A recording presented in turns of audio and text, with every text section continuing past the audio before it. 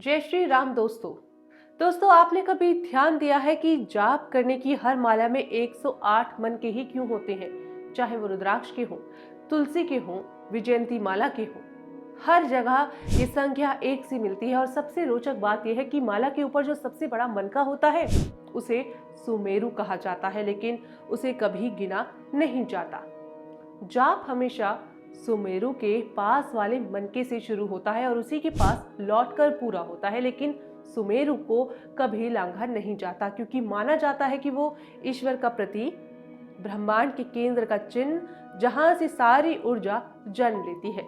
हिंदू परंपरा में कहा गया है कि जब भी हम मंत्र जाप करते हैं तो वो सिर्फ शब्दों का उच्चारण नहीं होता, बल्कि मन, प्राण, ब्रह्मांड के साथ एक साधक का संवाद होता है।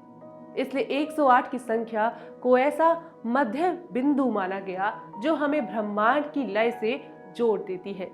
एक ऐसी मान्यता के अनुसार मनुष्य को दिन भर में कम से कम 1800 बार भगवान का स्मरण करना चाहिए, लेकिन ये संभव ना होने पर उस संख्या के 2 शून्य हटाकर उसे 108 कर दिया गया, ताकि एक माला का जप भी पूर्ण साधना का फल दे सके।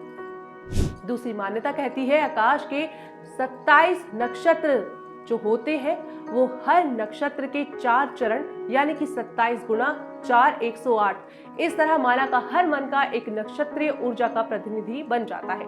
जाप करते समय माला को मध्यमा उंगली पर रखा जाता है और अंगूठे से मन के आगे बढ़ाए जाते हैं, क्योंकि मध्यमा स्थिरता और ध्यान की उंगली मानी गई है। सुमेरु को कभी पार नहीं किया जाता, क्योंकि ये उस बिंदु का प्रतीक है जहां साधक अपने इष्ट के चरणों में सिर झुका देता है। और जब एक माला पूरी होती है तो वहीं से लौटकर अगली माला शुरू हो जाती है, जैसे जीवन का चक्र जहां अंत भी एक नई शुरुआत होता है। जाप करते समय माला को नाभि से नीचे या नाक से ऊपर नहीं रखा जाता, बल्कि हृदय के पास, ताकि मंत्र की तरंगे सीधे मन और भावनाओं से मिल सकें। इसलिए दोस्तों, माला सिर्फ मोतियों की डोरी नहीं, ये ब्रह्मांड का गणित, आध्यात्मिक ऊर्जा का सेतु और मन की एकाग्रता का साधन है। हर मन का हमें याद दिलाता है कि ईश्वर दूर नहीं, बस हमारे ध्यान की एक धड़कन भर की दूरी पर है। तो दोस्तों, क्या आप 108 का ज्ञान जानते थे या नहीं? हमें कमेंट में जरूर बताएं। और चैनल पर नए हैं तो लाइक, शेयर, सब्सक्राइब करना ना भूलें। और साथ ही साथ कमेंट में ये भी लिख दें, जय श्री राम।